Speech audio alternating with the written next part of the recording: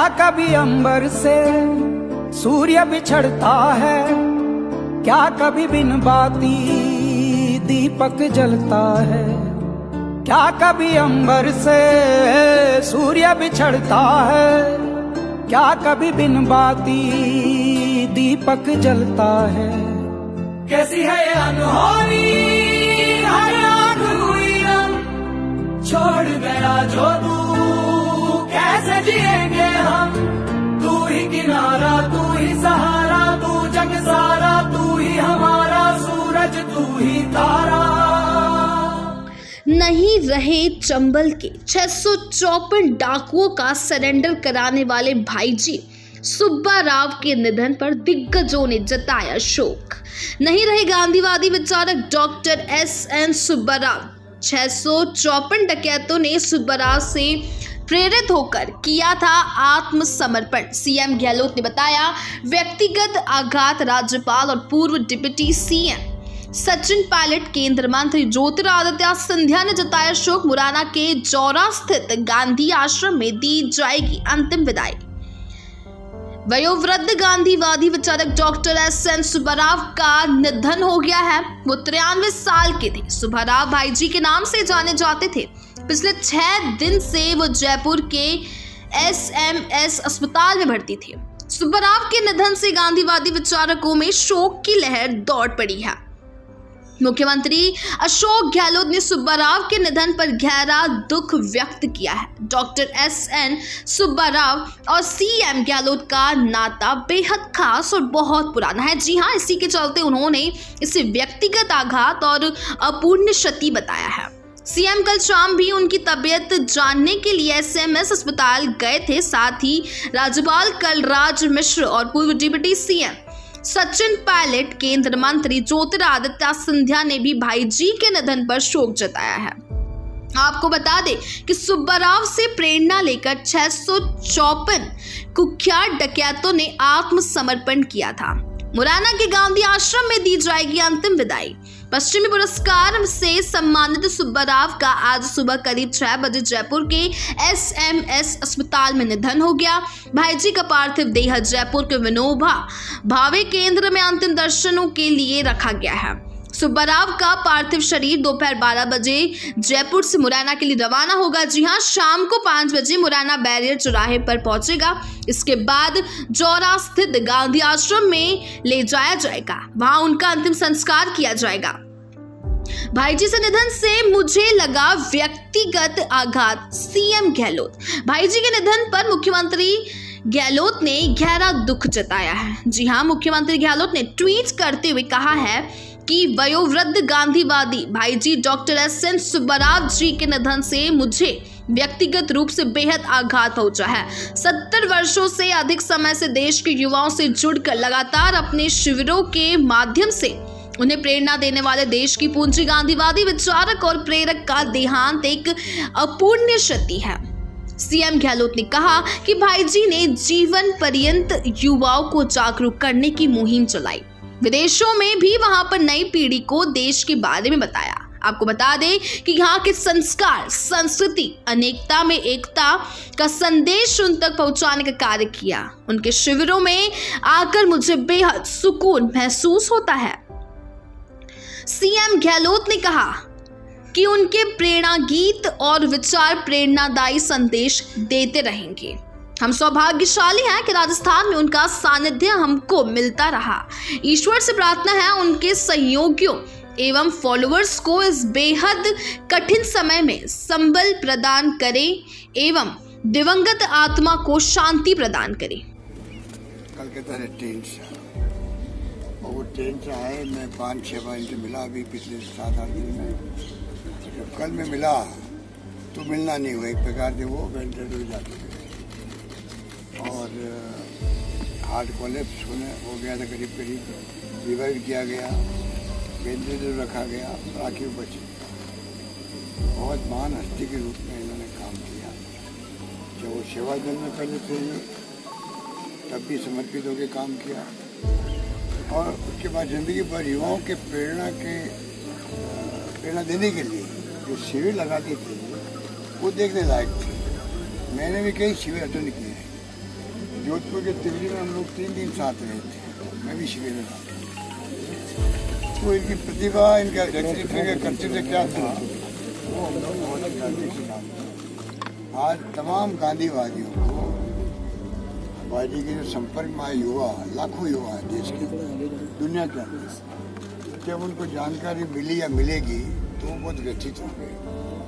मैं इनकी आत्मा की शांति से प्रार्थना कर रहा हूँ, और तमाम इनके जो फॉलोअर्स हम सब हैं उनको ईश्वर इतनी ताकत दे कि हम इस दुख को सहन कर सकें। और इनका जो काम था, ये हनुमान जी, नायला वाले, कटेबा जी, सब यहाँ पिताजी बापना जी, उनके ही रुके हुए थे। तो ये जितने लोग हैं और भी कई लोग हैं, उन सब ने खूब सेवा करी अभी पिछले दिनों में।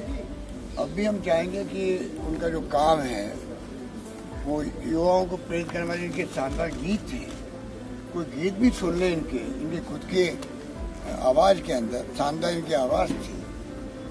तो आप कोई भी युवा देश का वो प्रभावित होए वगैरह नहीं सकता। इस प्रकार के इनके गीतों के अंदर जो भावना है, देश प्रेम की भी है, युवाओं को प्रेरित करने वाली भी है। आपस में प्रेम, भाईचारा, मोहब्बत रहे, लोग रास्ते पे चले, सत्य पे चले, अहिंसा पे चले। ये भावना और के गीत सुनने से ही मैं समझता हूँ कि लोगों को संबल मिलता है। ऐसे गीत जो है वो भी प्रेरणा देते रहेंगे। हम चाहेंगे कि युवा पीढ़ी को इनके जो भाव थे उनसे हम लोग अवगत कराते रहें। ऐसा कोई प्लेटफॉर्म बनाने के लिए अभी हम लोग बात कर रहे थे। तो देखते हैं कि इनके जितने ही साथी संघ हैं यहाँ पर राजस्थान में, वो भी हम चाहेंगे सब मिलकर कुछ ऐसा काम करें जिससे राजस्थान का युवा और राजस्थान युवा पीढ़ी जो है वो शांति स्थापित हुई है। तो वो भाई जी का ही बड़ा काम है। शांति के साथ साथ चंबल घाटी में शांति सेना के माध्यम से वहाँ विकास की नींव खड़ी डाली, कई नदियों को विकास से जोड़ा, कई गाँव को एप्रोच रोड के माध्यम से जोड़ा और लाखों नौजवानों को शांति और अहिंसा का संदेश दिया। भाई जी देश में एकमात्र गांधी जिन्होंने देश के 5 लाख से ज़्यादा नौजवानों को राष्ट्रीय एकता और अखंडता का संदेश दिया। भाई जी को लोग युवा सम्राट के नाम से इसलिए जानते हैं कि 93 साल की उम्र में भी भाई जी नौजवानों से ज़्यादा एक्टिव और उन्होंने लाखों नौजवानों को इसके लिए तैयार किया। आज राष्ट्रीय एकता अखंडता पूरे देश में कायम है, उसका श्रेय भी भाई को जाता है। उन्होंने ही सभी भाषाओं का, सभी धर्मों का संदेश दिया। ऐसे भाइयों को नमन करते हैं।